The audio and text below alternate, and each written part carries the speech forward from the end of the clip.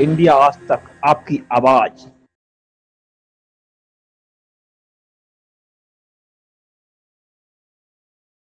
यादव है। मैं भाजपा का राष्ट्रीय कार्यकारिणी सदस्य हूँ ओबीसी मोर्चा।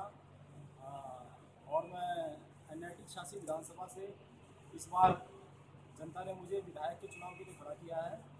और दिन प्रतिदिन मैं संतों के आशीर्वाद के लिए एनआईटी छियासी विधानसभा ही नहीं, जितने भी मंदिर मठ हैं वहाँ जगह जगह जाकर मैं संतों का आशीर्वाद ले रहा हूँ, ब्राह्मण समाज का आशीर्वाद ले रहा हूँ।